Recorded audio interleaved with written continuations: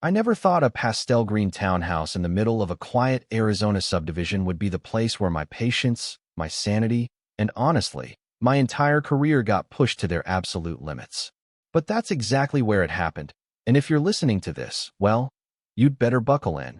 Because what went down between me and the self-crowned queen of the Willow Creek Homeowners Association is the kind of story people assume is exaggerated until they see the footage themselves. Anyway, let's start with the morning everything snapped. It was 6:02 a.m., cool enough that my breath still fogged a little in the air. I stepped outside with a coffee in one hand and my keys in the other, thinking I'd have a quiet start before heading to the county sheriff's office. Instead, I found a woman in lavender pajamas, fluffy slippers, curlers in her hair, the whole deal, spray painting the hood of my patrol SUV like she was tagging a train car under a bridge at midnight. Except she wasn't hiding. She was humming, while writing the word violator across government property in bright orange paint. And this was her opening line when she saw me. "Good morning, Officer Clayton. I'm citing you for bringing commercial pollution into a residential zone." She said it so confidently you'd think it was printed in the Constitution. Her name was Marjorie Langford, and if you've never met a suburban dictator with a clipboard, count your blessings.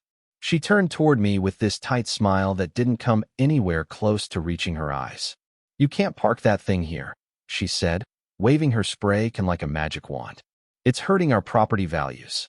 And look, normally I'm a patient guy. Decades of training will do that to you. But there's something about seeing a grandmother in bunny slippers vandalize a police cruiser that just short-circuits whatever part of your brain handles diplomacy." Still, I kept my voice even. "Ma'am, state law allows me to park it here. This is my home." She blinked at me as if I'd recited witchcraft. Then she pointed the can at me and said, "Not in Willow Creek. Not in my neighborhood." That was the moment, right there, when I knew something was seriously off about this place. But I had no idea it was only the beginning. To understand why her nonsense got under my skin so badly, you need to know a little about me. My whole life, people underestimated me. Said I'd never make it through the academy. Then said I'd never make detective.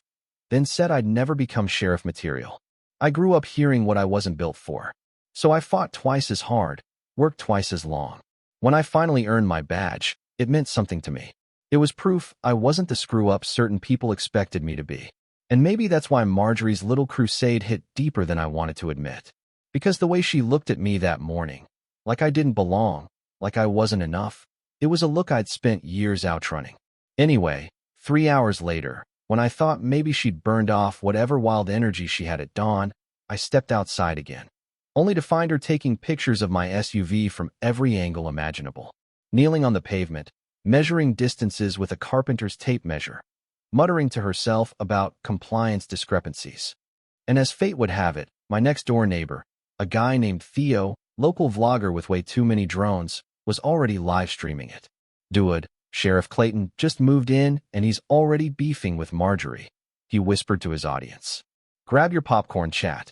Every neighborhood has that one person who's a little too into the rules, a little too into making sure everyone knows they're into the rules.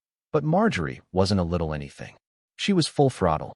And the more she messed with me, the more the neighbors came out of their houses like groundhogs emerging to watch a storm roll in. Some mourned me quietly. Others just shook their heads. One older man muttered, "She got 3 board presidents kicked out before she took over. Nobody crosses her. Nobody." I laughed it off at first, but there was something in his voice, something that sounded like fear. And me? I tried to let it go. I really did. I cleaned the paint off my hood, documented the damage, and told myself the mature thing was to walk away. But when I woke up the next morning to 50 bright yellow violation notices plastered across my SUV, windshield to bumper like a deranged art installation, something inside me finally clicked into place. I peeled off one sticker and read it aloud. Infraction 2.14b, unsafe parking posture. Posture. My truck apparently had the wrong posture. All right, I whispered to myself. If this is how she wants to play it, let's play.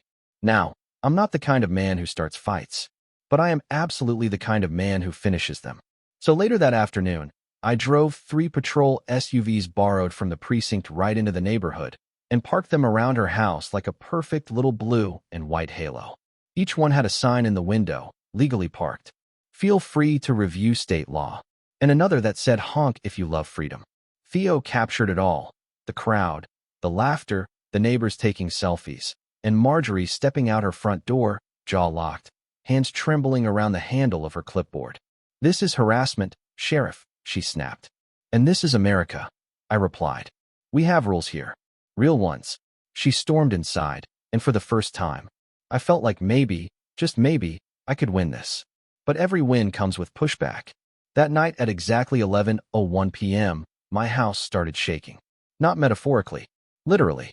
The windows rattled, my walls vibrated, and when I stepped outside, I realized she had set up 2 giant outdoor speakers aimed directly at my house, blasting opera music like the final battle scene of a movie. I just stood there with a cup of tea, watching her silhouette behind her fence as she waited for me to break. I didn't. I just raised my cup at her in a silent toast and walked back inside. And that, apparently, made her even madder. What I didn't know yet was that her anger wasn't just about rules. It wasn't even about me. It was about control. It always had been. And people who need that much control, they crack when someone resists. Marjorie cracked fast.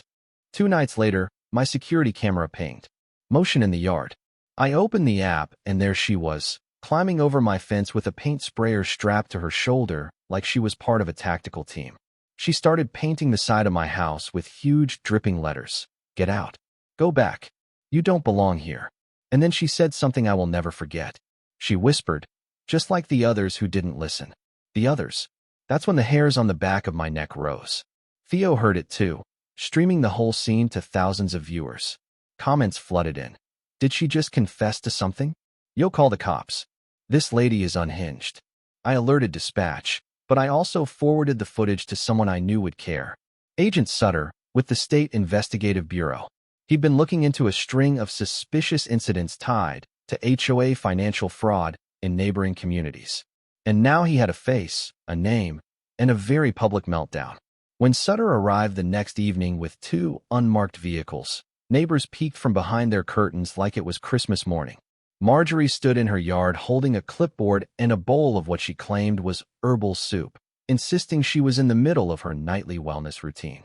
Sutter questioned her calmly, but every answer she gave dug her deeper. "No, I don't track my neighbors. I simply observe patterns. No, I don't threaten people. I give strong recommendations. And my personal favorite, I have never harmed anyone. If people move away suddenly, that is not my doing." Perhaps they had secrets. I could see Sutter's eyebrow twitch. It was happening. The unraveling. But the storm was still building. 3 days later, she escalated again. This time she went after other houses.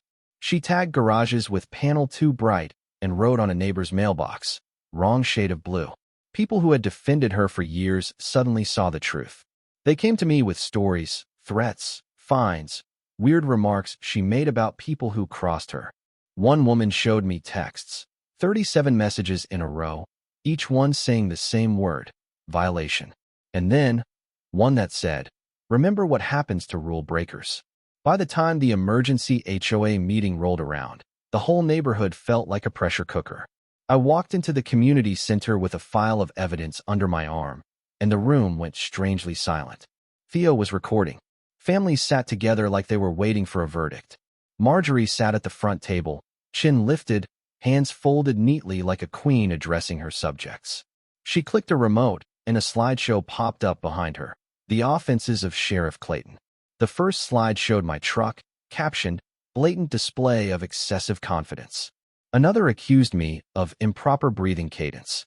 People tried not to laugh, but by slide 12, the room was shaking with it. "This is not funny," she snapped, slamming her gavel. "I control the order here." That's when I stood. Calm. Steady. Done pretending. I plugged in my drive and played the footage, her trespassing, painting, muttering about the others. The room went ice cold. Faces paled. Even her closest supporters wouldn't look at her. She jumped to her feet screaming, "This is taken out of context. He provoked me. You're all against me." But no one believed her anymore. Then Agent Sutter stepped into the room.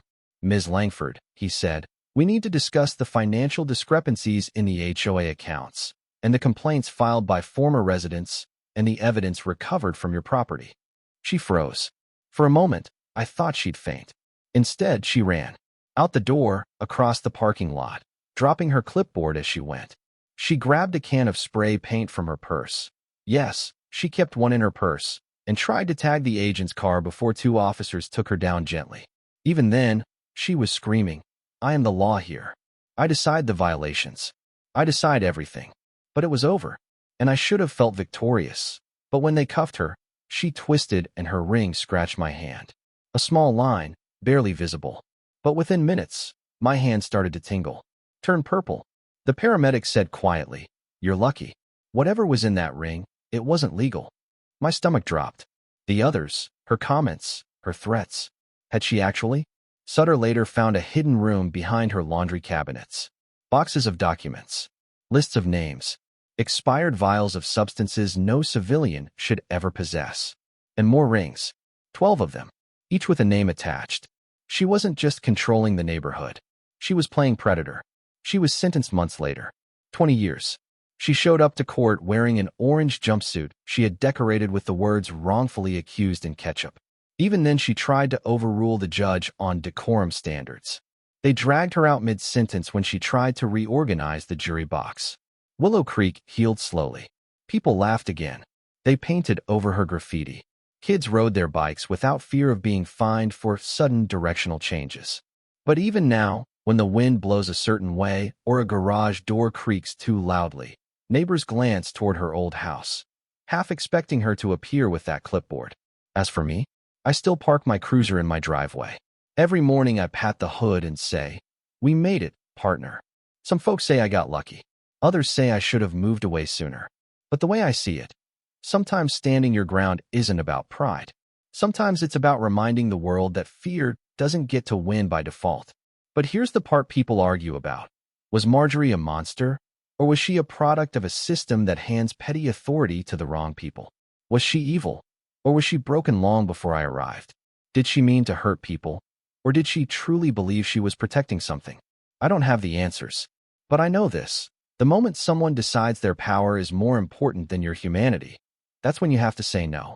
Loudly, clearly, and without apology. So now I want to hear from you. Have you ever dealt with someone who weaponized rules to control others? Someone who hid behind authority, official or unofficial, to push people around?